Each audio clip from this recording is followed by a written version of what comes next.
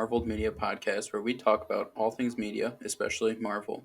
I'm Blake, and I'm here with my co-host, Alex. And welcome to episode 1 of Gold or Fold, where Blake and I give our thoughts on whether a film was good or if it was trash. So today we'll be covering films that came out this past year that we watched. Starting off with the first big release of the year, we have Zack Snyder's Justice League. Now, I personally can't give too much on this, as I didn't watch it because I'm not watching a 4-hour-long movie in which I've already seen that movie before. Why are you the way that you are? So I'll let Alex talk a little bit about this.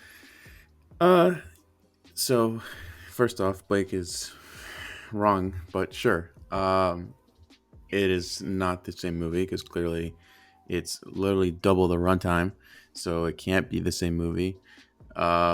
But in terms of comparing it, because I think this is the only one that we can really compare essentially two similar movies, but they're completely different tone. You can tell that the one that came out in 2017 was butchered to all hell because there's a lot of stuff that was missing in that one, and a lot of reshoots that Joss Whedon did in the 2017 one that thank God aren't in this one. I did feel that at certain points it did kind of Drag on. drag on just a tiny bit. I mean, there's a scene kind of uh, right when Batman tries to convince Aquaman to kind of join. After Aquaman kind of swims away, the I guess the common people that were there start kind of singing for a long time, and it's literally goes on for like, I kid you not, a minute. And I'm like, okay, can we go on to the next scene? Because this is getting kind of weird. You're just having these random like ladies in the village just like singing.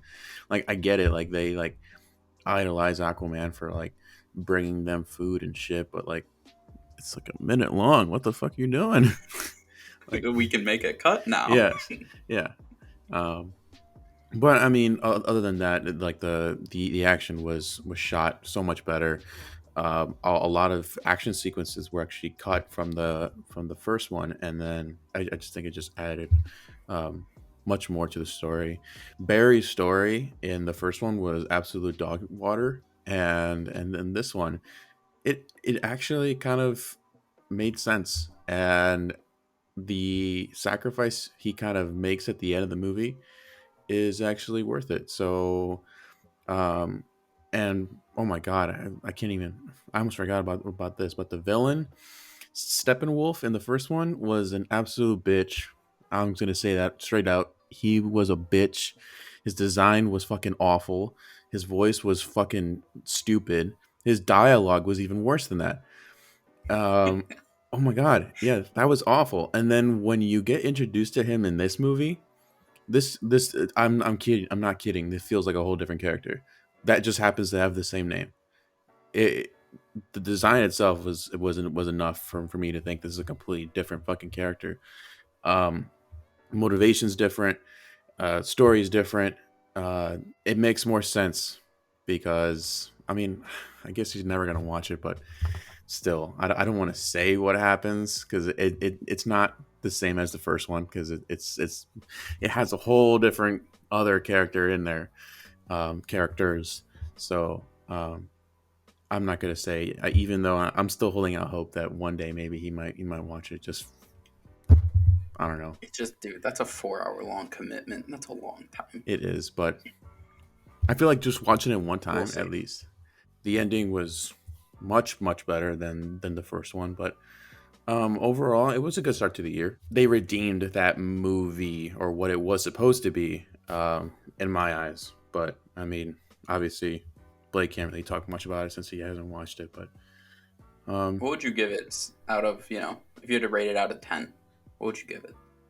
uh, about a 7.5. Okay. It's not bad. Not awful. Well, if we're gonna compare it to the first one was like a 0.5 out of 10, well, you know what? Okay. I'll be fair. I'll give it like a 1. Okay, that's exaggeration, but whatever. Moving on, another movie that came out in 2021. This list is somewhat in order a little bit of when movies were released. The next one was the movie Nobody, which was not like early this year. COVID was still shutting down movie theaters, and not a lot of people went out. So this one wasn't even in theaters at any point. Um, so it's probably not all that well known, but I watched this one. It's from the same director who did Hardcore Henry, which was kind of that kind of weird idea of a movie where it's like all filmed from first person and like just a lot of over the top action, which is basically what this movie was. Um, I mean, to be honest, there's not a whole lot to say if you just want like a good action movie with there's a plot in it. Is it the deepest thing in the world? No, but is it enough to keep you interested and entertained? I would say so. Um, yeah, I thought, like I said, this isn't the greatest movie in the world. If you're going in it for plot and all that stuff, this isn't your movie. But if you just want a solid action movie to watch, this is a good one. I So thought I it was pretty good. so I didn't watch this movie, but I'm curious, what would you rate this movie? Like I said, I mean, I'd probably put it somewhere around like the I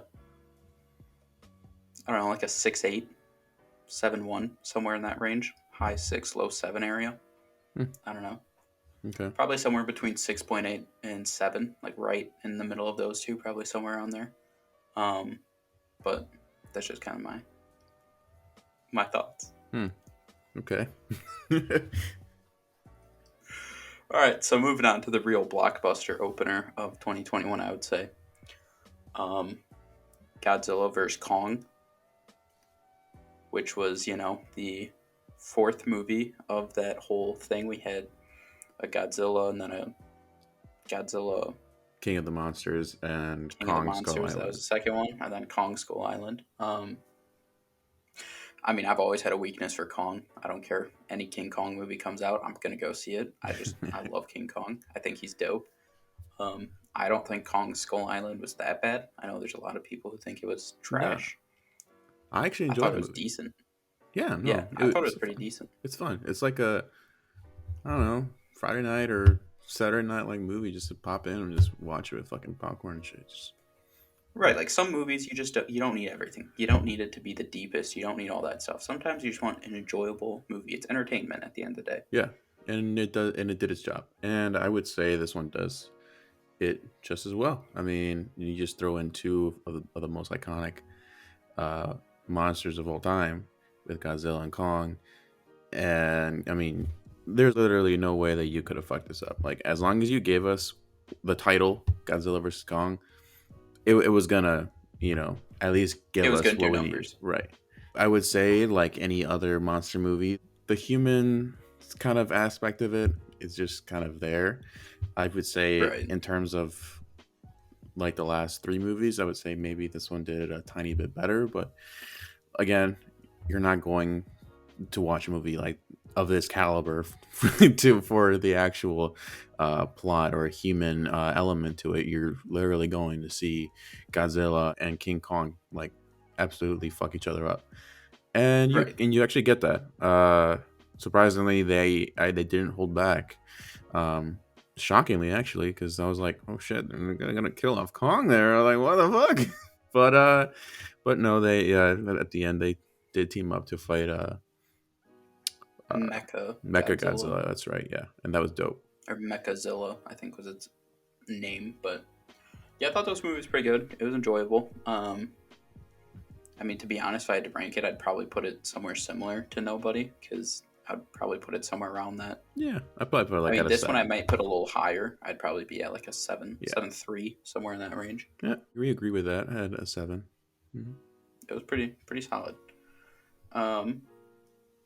So next one that came out was Quiet Place 2, which is obviously the second of Quiet Place.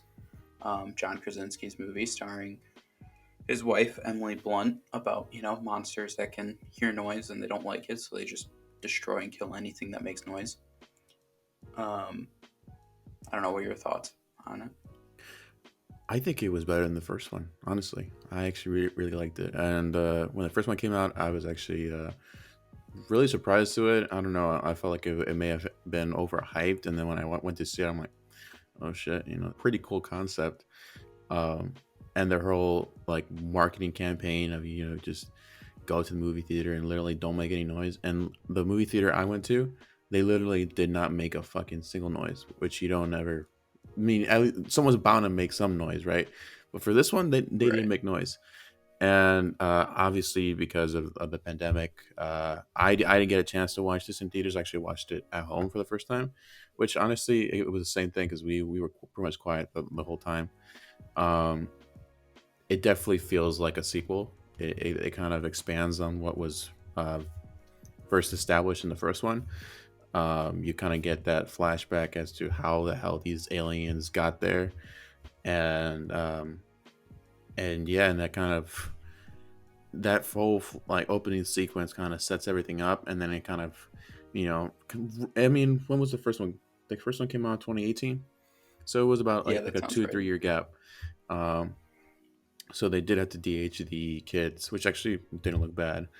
Um, but then I guess after that whole flashback sequence, then we kind of catch up to the end of the first one. So this one kind of picks up immediately after the last one, and I think the ending definitely definitely kind of leaves you wanting more. So that's all I'll say on that. In terms of a rating, I'd probably give it about like an 8.5. It's a pretty good movie. Where the other one, I'd probably give it an 8.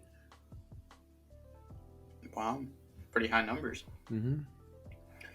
Moving on to what I would say is arguably the best movie of 2021, we have Fast 9.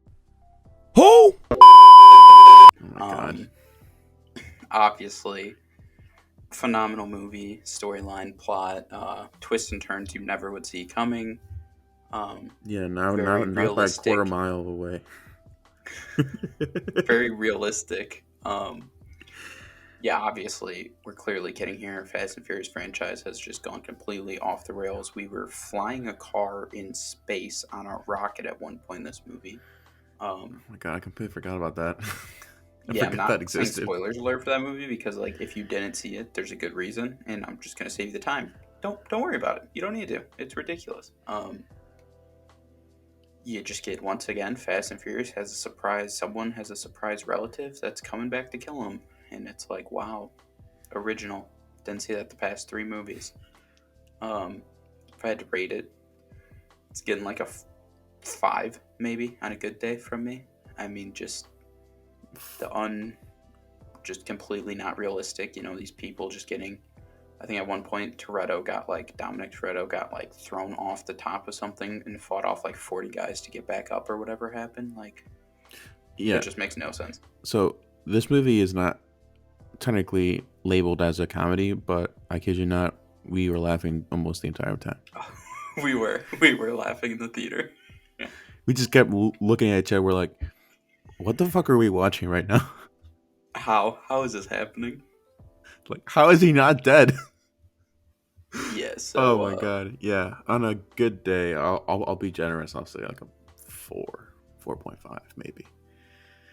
I mean, of course, it still has decent action, but just It's let like, the franchise end. if I had Let to it end. really, yeah, if I had to like put a label on it, it'd be like stupid, mindless, stupid action. Right. Emphasis on two stupids. And the worst part is when Fast 10 comes out, I'll be there. Yeah, yeah. See you in the theater. We'll be there. Till I So see you again. God, every time it ends, it's like, you know what? That was awful. But I'll see you again, Fast and Furious. yeah. I'll see you again.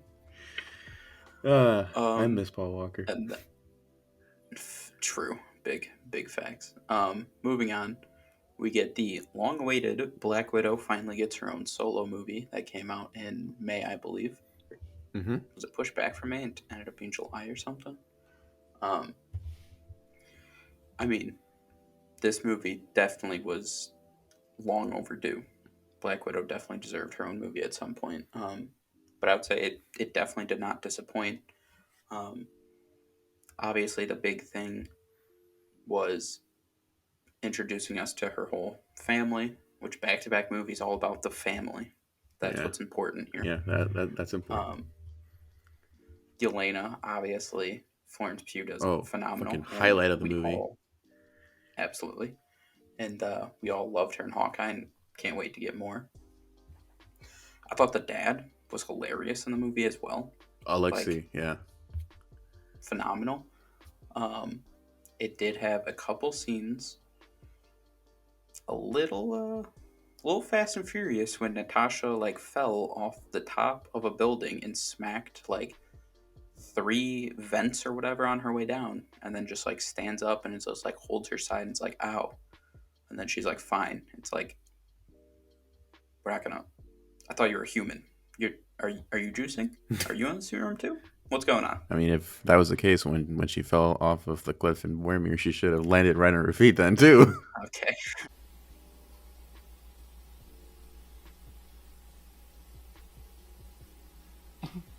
What the fuck was that? Okay. All right, yeah, Moving on. that was unnecessary. My apologies. R.I.P. Moment of silence for Nat. And moving on. I'll give it like a 8.3, 8.2, somewhere in that range. This man giving it fucking height. No, I'll go with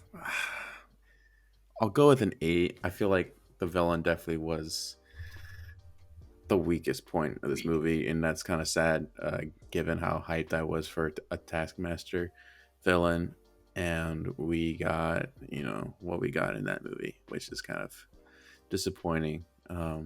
So yeah, I feel like if the villain would have been better, this movie would have been so much better. But yeah, again, I would say the villain and definitely the placement of this movie in the whole grand scheme of things. I feel like this should have been put right before Infinity War and just not have that post credit scene, and then attack that post credit scene. And I don't know, shit. I would have even put it in Endgame. Honestly, just put it at the end of Endgame and like, I don't oh, know. that I kind of don't know sets if you could up put it in Hawkeye. Endgame. Yeah. No. Yeah, for I don't sure. know. I feel like after Endgame ended, it was too emotional. Like, just, No, it needed we more don't need to know what's emotion. coming next. It needed more. No, we didn't need to know what was coming next. It was like, wow, enjoy it. Not look forward. So the next one up was Jungle Cruise, starring Dwayne "The Rock" Johnson and And yet Emily again, Blunt. another jungle movie.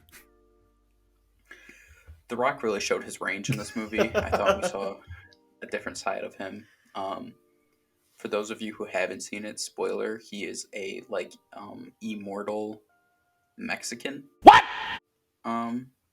His heritage is in this one. Oh yeah. I see you're shocked by that. Just go ahead, give it a watch. Yeah, because I have not Um, watched it. Full disclaimer, I have not watched it. I'll save the time. Have you seen Jumanji, Jumanji 2, literally Rampage, any movie The Rock's ever made? You've seen this movie. Oh, Um, okay. I mean, there's not a whole lot to talk about. It's just Disney wanted to make more money for the ride attraction. They did it. I'll give it like a 5.5. Shout out Muggsy Bogues, and we'll move on. That's really all I have to say. Okay. Well, I guess Blake gets back to back reviews because I have not watched these. So this might take a boy. while. So Oh boy, strap it. Blake, Our next take it movie. away. Our next movie is The Green Knight. Now, for those of you who don't know what this movie is, it is supposed to be based off of a poem, I believe. Dog shit. The worst movie I've ever seen. Just straight up. We were sitting in the theaters. I didn't see this one with Alex. We talked about leaving. It's so bad. It makes no sense. There is no plot. There is no dialogue. Anyone who reviews this and say like the cinematography or the visuals or whatever, shut up. Just shut up. It was trash. The movie sucked. There's no good plot. The acting, I saw people talking about, I think it's Dave Patel is the actor in it. People were talking about how amazing he was. I mean, he probably delivered like less than 50 lines in this whole movie, and like his facial expression the whole time was the same. I felt like when he was just the camera watching him ride a horse for like 5 minutes straight. You want to talk about the Justice League head cuts that was way too long? This movie is the prime example of that. This is the first movie I've ever seen. Okay? It ended, right? And we went and saw it with a friend. Or I went with a friend and saw it. It ended. I turned to him and we're like, what the fuck did we just watch? That was just bad. Like there's different levels of that. We're like, that was just bad. There was a couple, like 3 seats down from us. We started to talk to them at the end of the movie about how bad and awful this movie was. Do you understand? This movie united random people in a pandemic to talk about how shit it was. The worst movie I've ever seen. I'll give it a kind 1.5. You're welcome. I did you a favor, Green Knight. That's way higher than it should be. The worst movie of 2021, and arguably the worst movie I've ever seen in my lifetime. That being said, Alex, you should definitely give it a watch. Such kind words. Couldn't have said Now it let's any go to a nicer. highlight. Let's go to a highlight of 2021. Suicide Squad gets its soft reboot, directed by James Gunn, who decided after Disney and Marvel was stupid enough to let him go, And sign him back. he said he'll say, "Oh yeah, I'll go do a DC movie then." And then Marvel's like, "Wait, we want you back," and he's like, "Yeah, I'll come back, but I'm gonna do this movie first. Screw you." And that's what he did.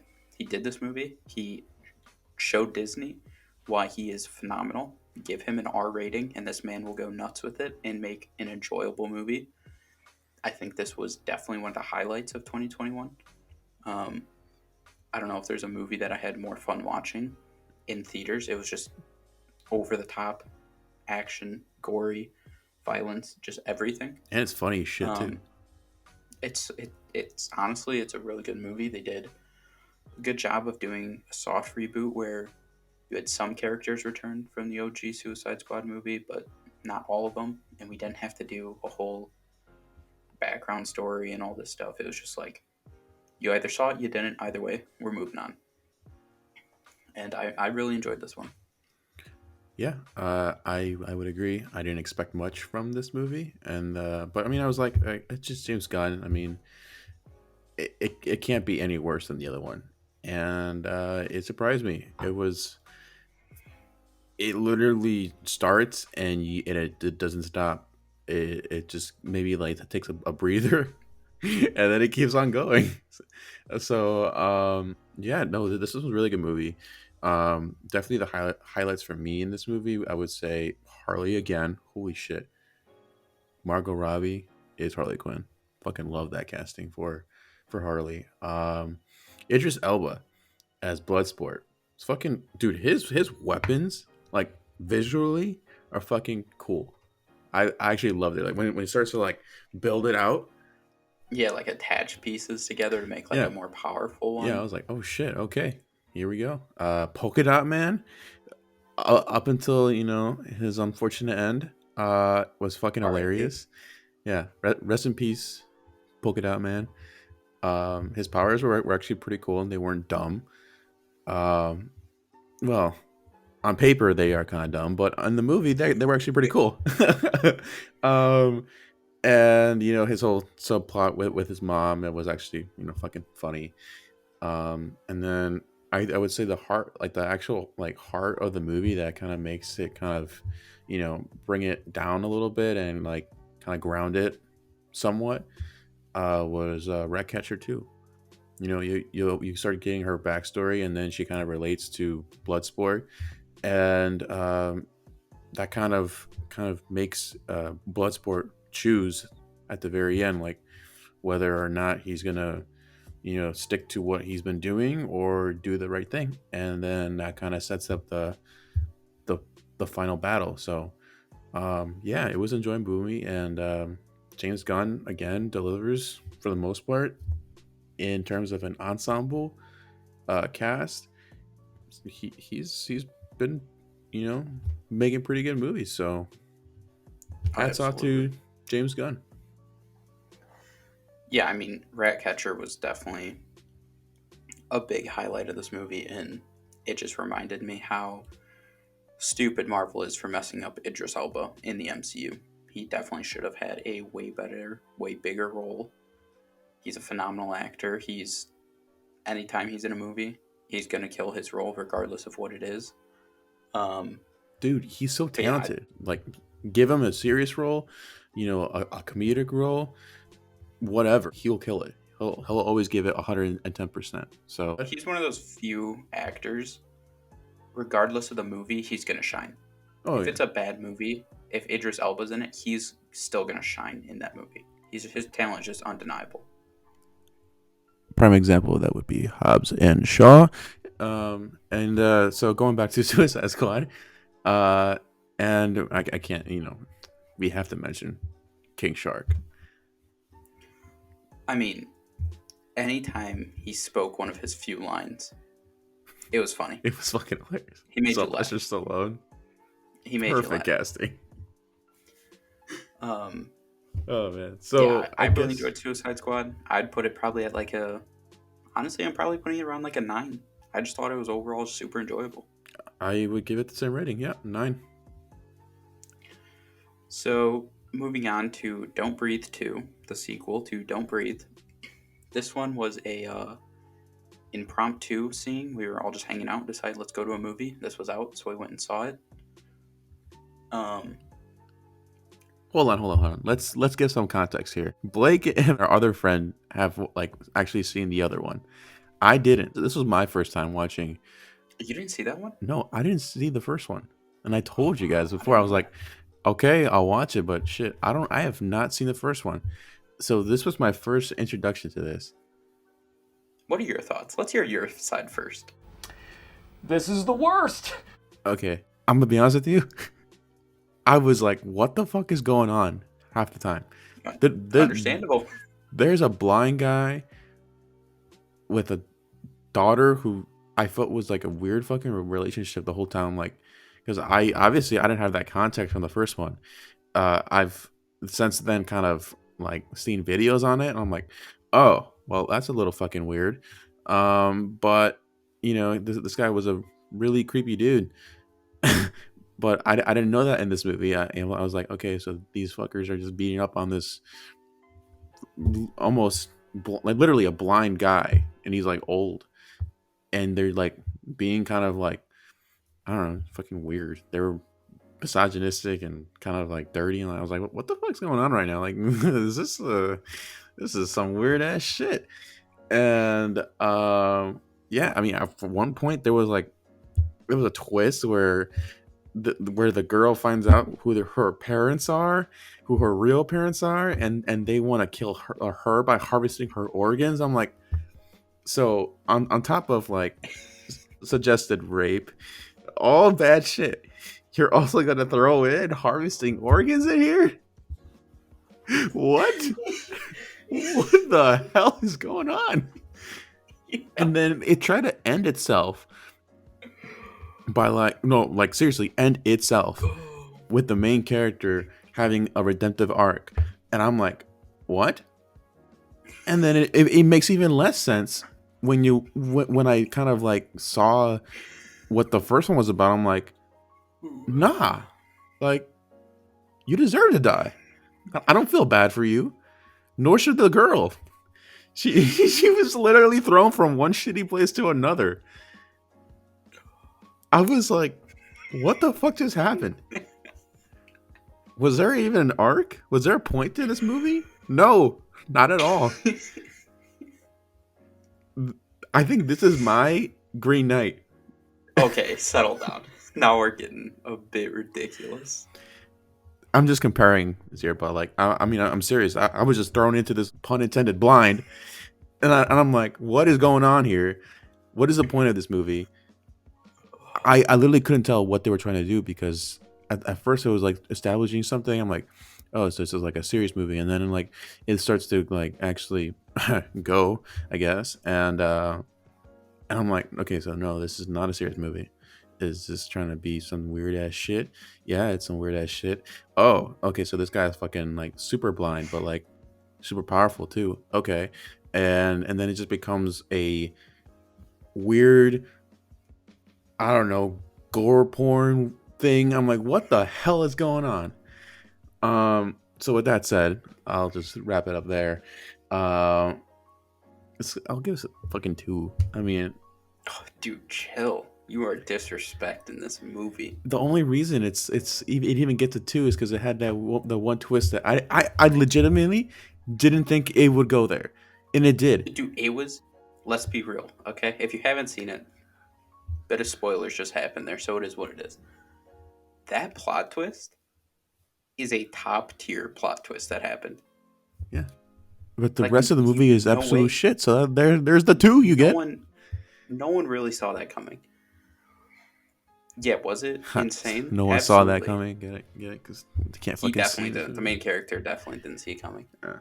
I don't think the movie was that bad. Was it good? No. But was it like awful? No. I'd give it like a 5.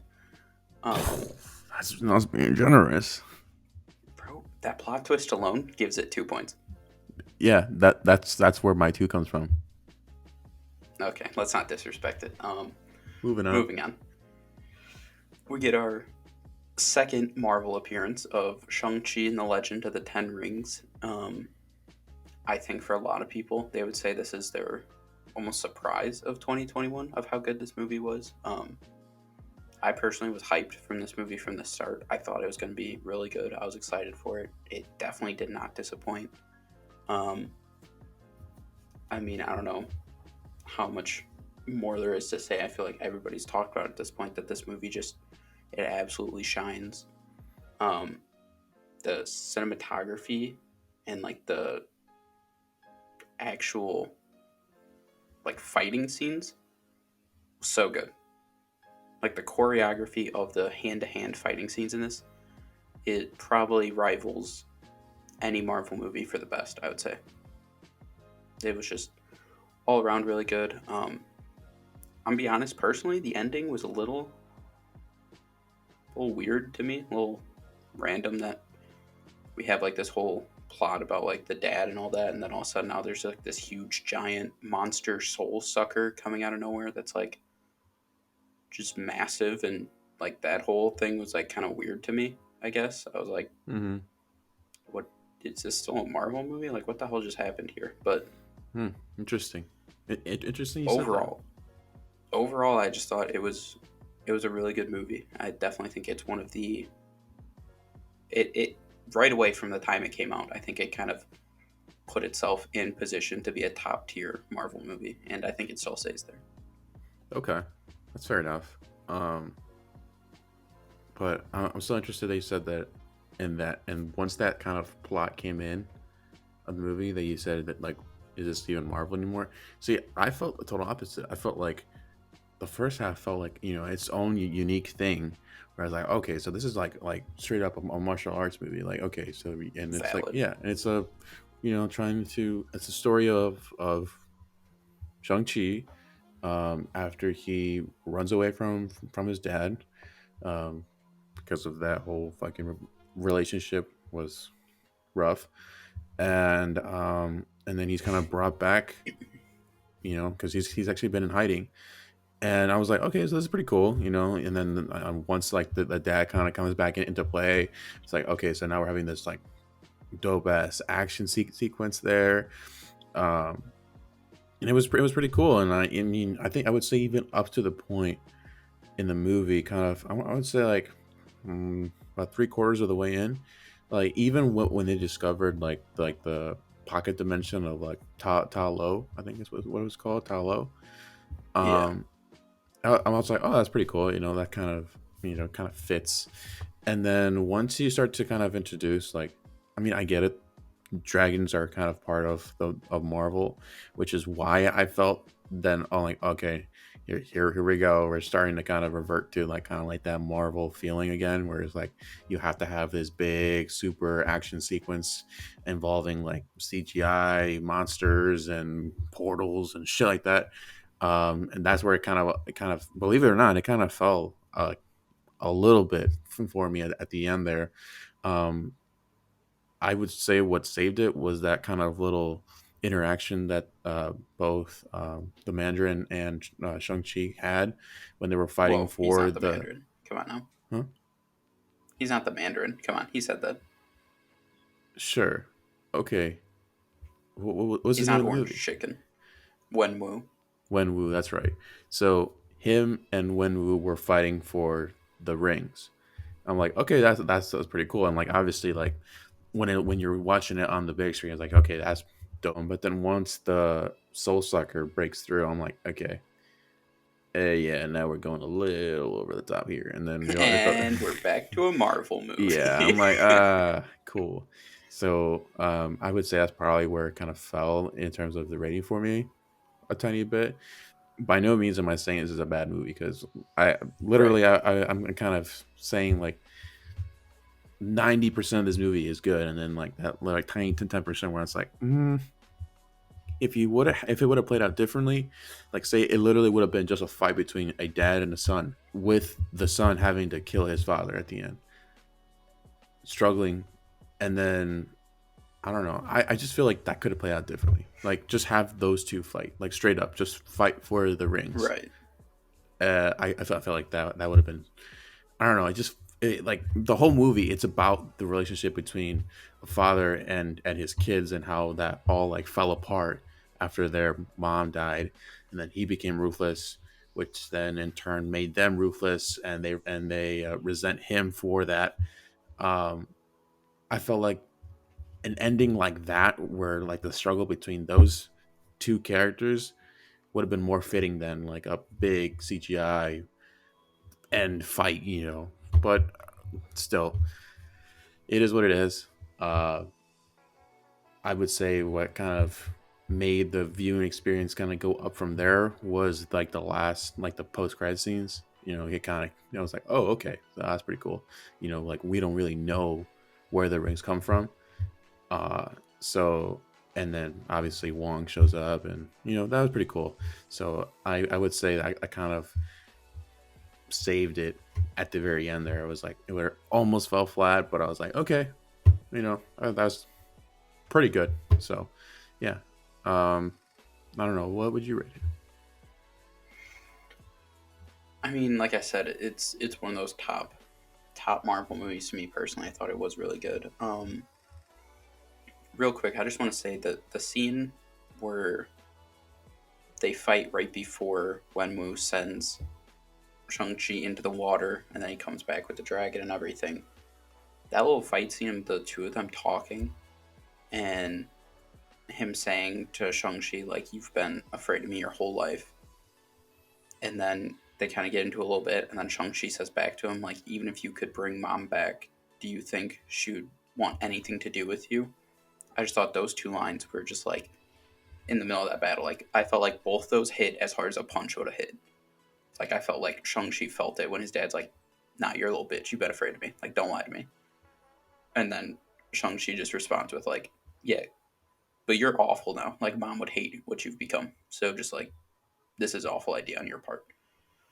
Um I thought that scene was really powerful, and like you agree, I agree with you. I think this movie would have had a stronger ending if it was more focused on Shang-Chi and Wenwu fighting, whether it's to the death or what happens, I don't know. Mm-hmm.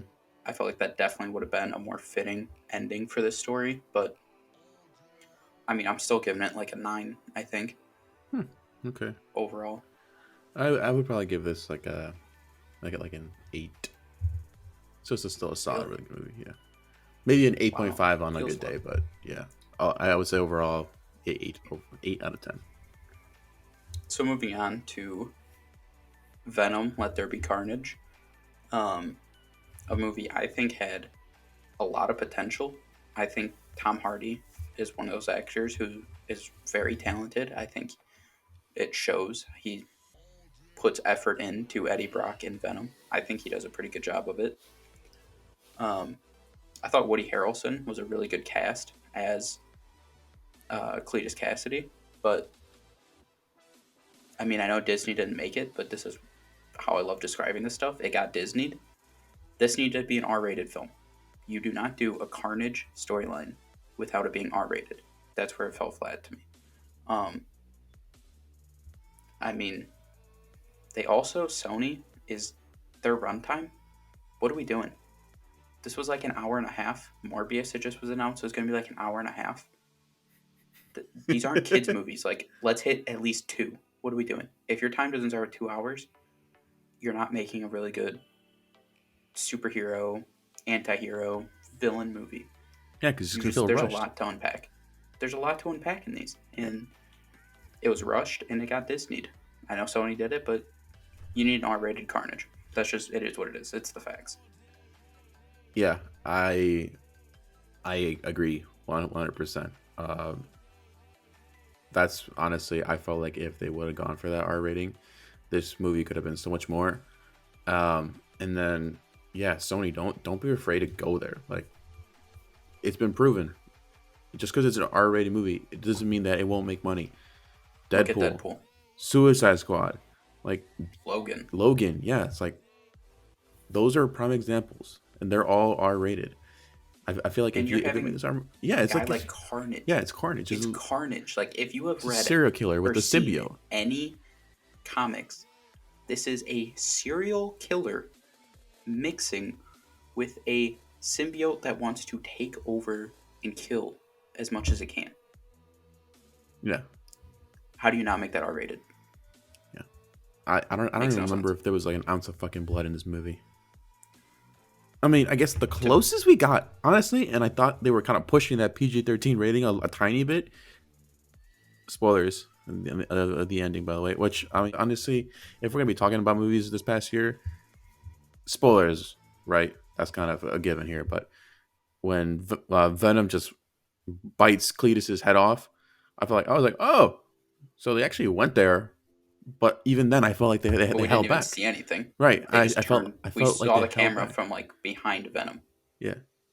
I just felt like they held back. I'm like, that's good, but it could be better. Life is good, but it can be better. Cap. Right. I mean, I don't know. I don't think there's too much to say. I feel like a decent majority of people were on the same side. It was a pretty decent-ish movie, but not being rated R held it back from being a really good movie. Mm-hmm. I mean, I'm still giving it like a 7-ish, maybe like a 6-8, somewhere in that range. I think it's still enjoyable, and I mean, personally, I like Venom and Venom 2. I think both those movies are pretty solid, but just don't be afraid to make a movie longer and up the rating. Like, that's what Sony needs to learn. These movies are too short, and they're trying to do PG and PG-13, which is a mistake. Yeah, I agree. That's really my only thoughts on it. Yeah, same thing. I would say 6.5 maybe. And yeah, I would say the appropriate tagline would be "Let there be potential," because this had potential, but it's not there. Yeah, so I still have the first one higher than this one. Valid. I feel like I agree with that. Moving on, this one will be Alex talking about, because I didn't get to see it. We have the end of Daniel Craig's time as James Bond in No Time to Die. I would say this was a good entry in the James Bond series. I saw it once, and I saw it when it came out, so it's been a month or so. But from my memory, I remember the action was really good. The storyline was pretty good. The twists in the movie were also pretty good. And I feel like the acting was actually like top tier. The only thing that kind of dropped it down for me was Rami Malek as the villain. I feel like he did really good up until the very end, where he starts to kind of like throughout the whole movie, he has this whole, mysterious side to him. He wears this like mask that kind of breaks off, but you don't get much in terms of like the story. until the very end, or like maybe like 3/4 of the way in. And then once you kind of get his like motivation, it kind of, I'm like, you know, it's whatever. Um, but in terms of the Daniel Craig movies, it's definitely higher up there than like Quantum of Solace is still the worst movie that in this, I don't know, what is it, 5 movies? I think he did 5, yeah. Yeah, 5 movies. I still have Casino Royale at number one. That movie was goated. And I would say this probably falls right after Skyfall. So it's probably the third best Craig movie, and then Spectre, and then that trash that was Quantum of Solace. So overall, I would give it about 7.5. So it was a good movie. It was definitely a good send off. That I will say, it was the ending.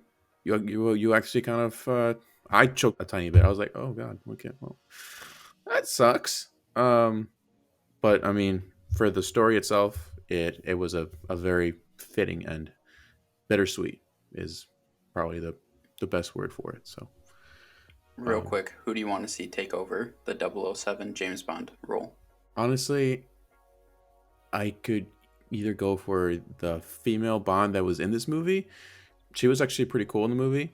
Um, or if I had to just choose like a brand new James Bond, like a brand new actor, I would say, even though I want him in the MCU, and Don't do probably it. Bond would take up a lot of his time, I would say probably Henry Cavill as James Bond. Okay.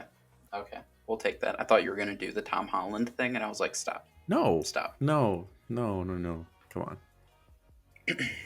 I think Tom Hardy. Okay, moving on. Okay. The next one, we're just going to be real short with this because that's all it deserves. Halloween Kills. What we're doing. Over the top, garbage, not good, laughable. We literally laughed in the theater at this one again.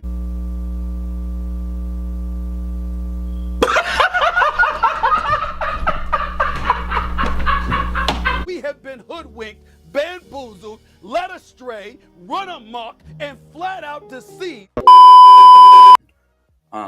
Michael Myers potentially 100% is on Super Serum Soldier. Low-key homophobic. But yeah, those are my thoughts on Halloween Kills. It's about a 2.5 out of 10. That's it. That's all it gets from me. Yeah. Highlights of the movie? Not many, but Lil Jon, Big John. Shout out. Shout out Lil those two. Jon, Big John. Those were hilarious. And then the kills at the beginning, where he just chops up all of the firefighters there. That was a pretty good start. It was a promising start. And then Then was we did Evil Dies Natasha. Tonight. We went downhill. Evil quick. Dies Tonight. Evil Dies Tonight. Okay, we get it. Tommy Doyle, we know Evil Dies Tonight. We don't fucking care. You're gonna fucking fold at the Guess end what? anyways. Quick spoiler alert: Evil did not, in fact, die that night. It actually 1v20 people while they were all beating it. Yeah, and I feel like this would have gotten a better rating for me if they didn't have that fucking awful camera work at the end. I'm like, okay, this would have been so dope if they would have shown a better shot, or like just had better camera work for the 1v20, because I'm like, okay, well, I listen, So bad. I understand Michael Myers is like, I mean, and this is nothing new. So Michael Myers is literally almost unkillable. And I kind of knew that going in. So when the fucking writing is awful, because they had Karen just drop the knife after she stabbed him like once and leave, and she just left the mob to like take care of him. And then it cuts to Michael getting beaten, but it's like from a POV standpoint, and then it kind of slows down a little bit. I'm like, what the fuck's going on right now? Like, no, fucking pull the camera out, wide shot that shit, and then let me see Michael chop 20 guys down. Like, I don't need none of this POV stuff. Like, you're like hiding everything. I'm like, no, if it would have given me like a John Wick style like murder, like 1v20, like just him grabbing a knife, grabbing the bat, and just literally killing people like in a wide shot, that would have made me at least feel like my ticket price was worth it. But then they give me that POV bullshit. And I'm like, fuck you. Fuck you, whoever made this fucking movie. He ended up back in the house. How? How was he back inside the house at the end of it? I don't even have a problem with that. It's just a stupid decision that the filmmakers made and the writing. Oh my god. If those two would have been fixed, fix the plot, fix the writing, and fix the camera work, and this would have been at least a decent watch, at least entertaining enough. Like, I don't know. I can't even. No, yeah, it's fucking awful. Like, at least Venom, Let There Be Carnage was entertaining. Like, sure, it's not a good movie on paper, but it was entertaining. Agreed. It was like, Agreed. okay, like my ticket price was worth it. Like, just dumb, mindless fun. This one didn't have that. I was like, just throwing popcorn in my mouth and be like, okay, can this be over now? But I yeah, don't even think we got popcorn. I did. Unfortunately, it made it taste bad. It had a bitter taste in my mouth, especially after I like horror movies, but oh my god, this one was rough. This one was really rough. Yeah, I would give it like a 2.5.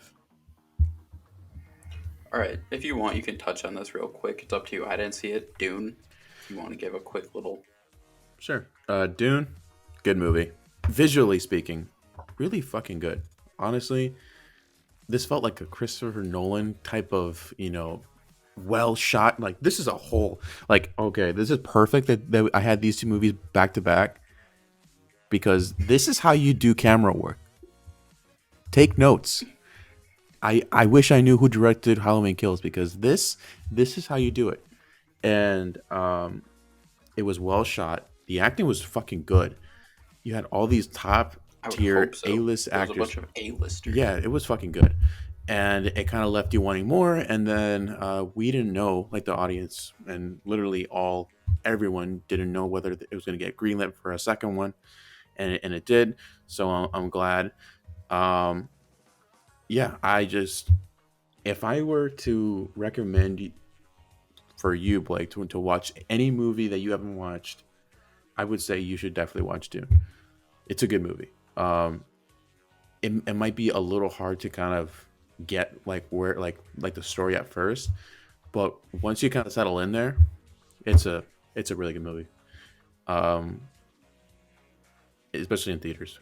So just for that theater experience alone, I'm gonna give it a 8.5. I just looked up who directed Halloween Kills. David Gordon Green. I think we messed up with this movie. We saw it wrong. He directed Pineapple Express. He's a comedy director. We thought this was a horror movie. This was a comedy. Oh, well, that solves Why everything. that makes it better. Now it makes sense. So 10 out of 10. yeah, no 10 out of 10. 10 out of 10 because we were laughing the whole time. You're gonna laugh. You're gonna laugh. Oh my god. Okay, but Moving yeah, on. I mean, The Eternals, obviously, big Marvel movie. I don't know how much into detail I want to get with Marvel movies in this, but it was really good cinematography. I think take notes, Green Knight. big facts. It was a really enjoyable movie. I mean, personally, I do have a bit of a confusion with this movie of where is this taking us in the MCU. I think that's the big thing. I think if they wanted to take out the post credit scenes and the whole Dane Whitman thing, and at the end of this movie you just have their memories get wiped or something, I think this would have been a really amazing solo film. I'm not sure where it's going in the MCU, which makes it hard because I don't want to judge it off that. But if I can, push that part aside of it, this was a really good movie, I think. I mean, I don't know if I'd say it's the best Marvel movie of this year. Actually, now that I think about it, definitely isn't. But if you could take that ending out and put this not as a Marvel movie, as a normal movie, it would be spectacular. Okay. Yeah. Um. So I feel like it kind of dragged on a little bit in certain parts. I felt Wrong. like if they would have sped it up a little bit, it probably would have been higher as a rating for me. And then the villain, I felt like was kind of weird. He every time he killed one of the Eternals, he got stronger. I'm like, okay, cool. And then he dies, like before the actual final, you know, end of the Yeah, but he movie. wasn't the villain. Was he though? Because I mean, He wasn't. still, that's the thing. Who really was the main villain? Dude, the idea of the whole thing, is it worth and is it okay for what they're doing to destroy these planets to build these celestials? Is that okay because it continues the solar system? Or is killing these billions not worth it to continue the solar system growth? Okay. That whole idea, I thought that whole idea was just phenomenal. That's why I said you take this out of Marvel and you just have that as like the big plot point of a movie. Oh Is yeah. this Well, no, huge yeah. question of if this is okay and morally okay and everything. This movie would have been phenomenal. I loved the idea of it. Okay. Yeah. Well, when you put it like that, then I guess that does make for the villain of the story. I guess was the idea of it. But if we had to put like a character to it, it probably would be like Icarus at the very end there.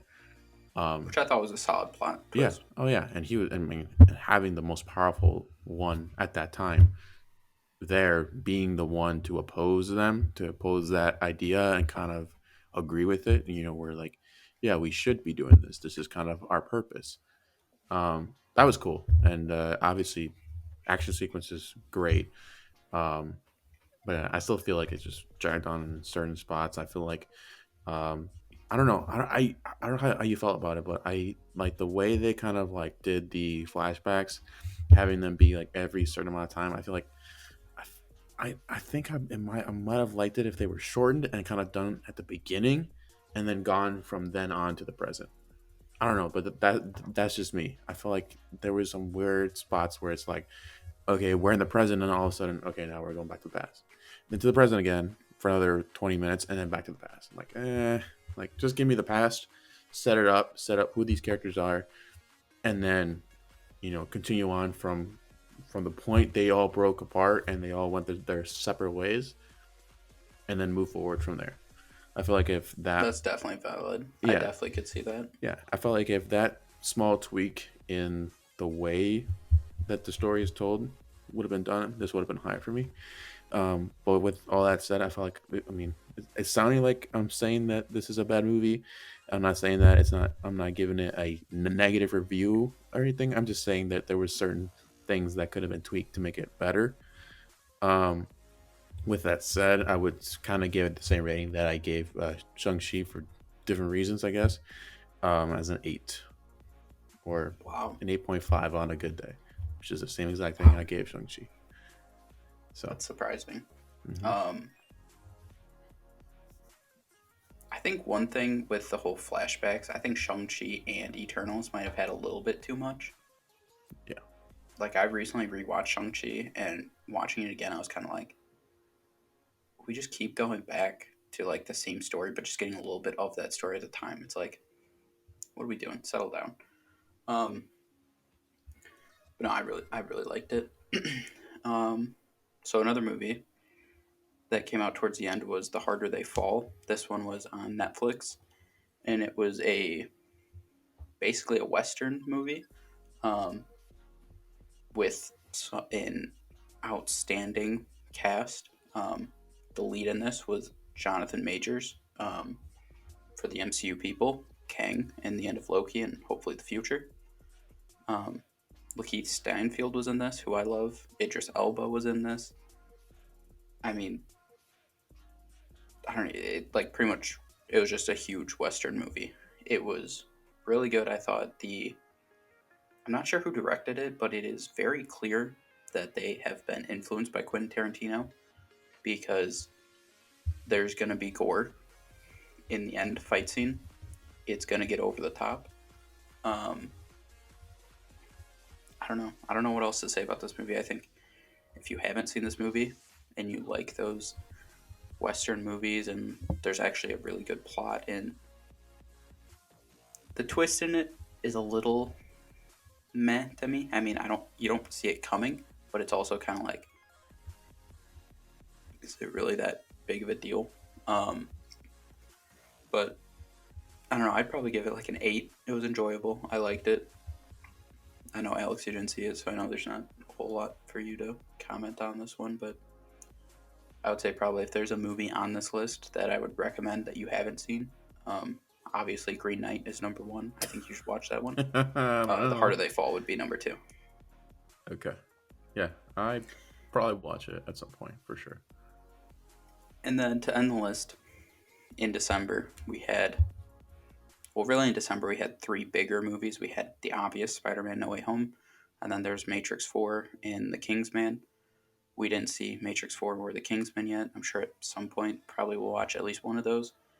I don't know, personally, I don't think we need to get too much into Spider-Man No Way Home. If you want to see our thoughts on it, we have 2 different videos, a spoiler-free review and a spoiler-filled review. Which you can click on the top right. I'm sure that a card will pop up right about now, so you can click on that. But yeah, go ahead. I mean, just quick thoughts of it. We both saw it for a second time somewhat recently. I think watching it back again, there's just a lot of things that I kind of missed that I didn't talk about that I thought were good. I don't want to get really too much into it. We've already done a huge video on it, but I'll just say the one thing I'm just going to comment real quick is, spoiler, if you haven't seen it, don't listen.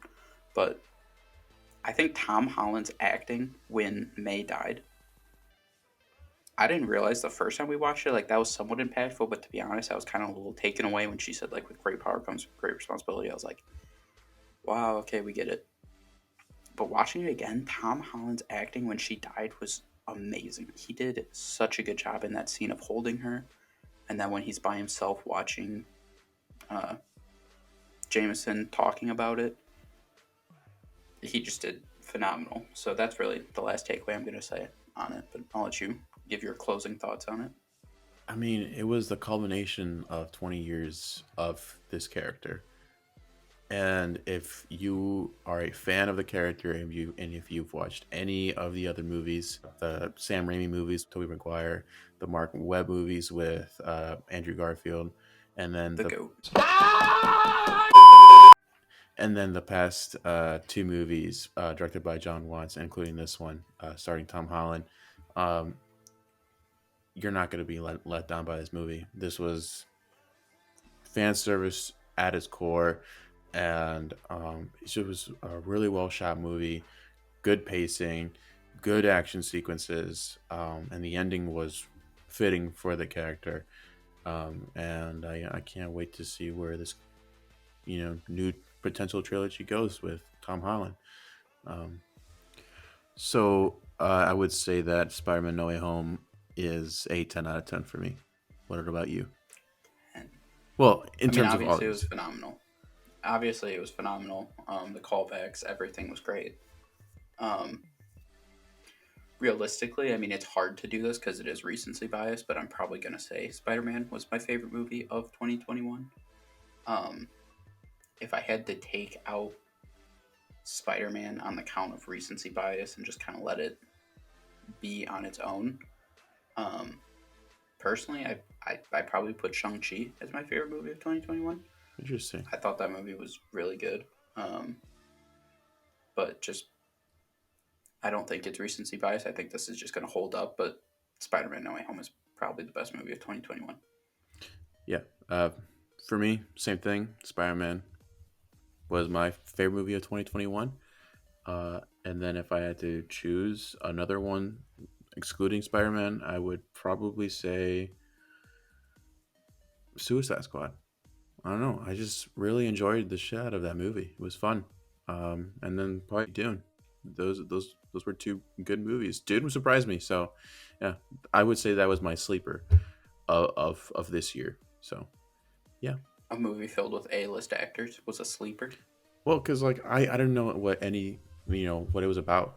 Because apparently there was a movie before made in the 80s or something. Never heard of it. Yeah, because like based off a book. Yeah. But it was good. I actually enjoyed it. So yeah, Suicide Squad for me. If I wasn't allowed to choose Spider-Man No Way Home.